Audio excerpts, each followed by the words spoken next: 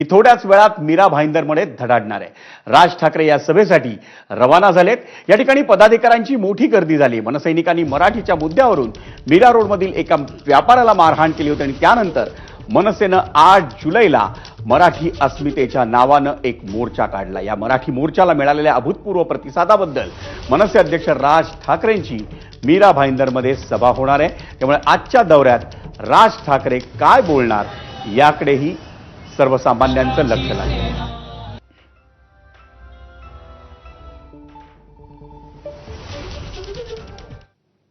आणि राज ठाकरेंच्या सभास्थळावरून आपला प्रतिनिधी अक्षय भाटकर आता आपल्या सोबत आहे लाईव्ह। मला थेट जायचंय अक्षयकडे। अक्षय, कसं वातावरण? कारण मराठीच्या मुद्द्यावर, मराठीच्या अस्मितेच्या मुद्द्यावर मनसेनं आणि ठाकरेंच्या शिवसेनेनं काही दिवसांपूर्वीच एक मोर्चा काढला होता। त्या मोर्चानं वातावरण आधीच तापलेलं आहे आणि त्यात राज ठाकरेंची तोफ आज मराठीच्या मुद्द्यावर धडाडणार आहे।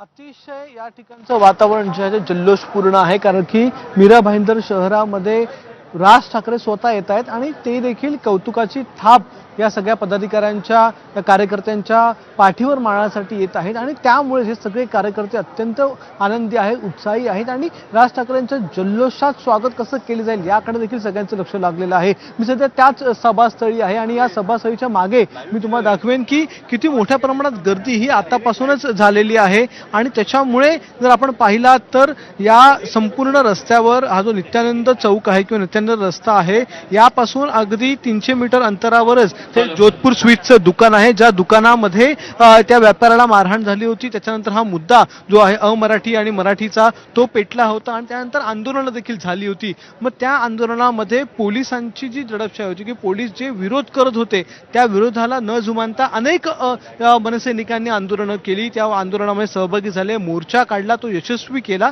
आणि त्यामुळेच आज राज ठाकरे स्वतः या सभेच्या ठिकाणी येणार आहेत, मीरा भाईंदरमध्ये येणार आहेत आणि त्याच्यासाठी दहिसर असेल किंवा मीरा भाईंदर शहरात असेल किंवा जो ओम शांती चौक आहे, ज्या चौकामध्ये जोधपूर स्वीट्सचं दुकान आहे, ज्या चौकात आंदोलन झालं होतं त्या चौकात देखील मोठ्या प्रमाणात जल्लोष होईल, ढोल ताशे असतील, त्याचबरोबर या ठिकाणी फटाके असतील, आतिषबाजी केली जाईल आणि इतक्या मोठ्या प्रमाणात राज ठाकरेंचं स्वागत आज मीरा भाईंदर शहरामध्ये करण्यात येत आहे आणि त्याच्यामुळे आज आपण पाहतोय गर्दी देखील तितक्याच मोठ्या प्रमाणात झालेली आहे। किमान 1000 खुर्च्या या ठिकाणी लावण्यात आलेल्या आहेत आणि त्यापेक्षा जास्त माणसं किंवा त्यापेक्षा जास्त मराठी लोक या सभेसाठी उपस्थित आहेत। राज ठाकरे अनेक मुद्दे अक्षय, मुंबई आणि आसपासच्या महानगरांमधल्या महापालिका निवडणुकांच्या निमित्तानं देखील या सभेचं फार मोठं महत्व आहे।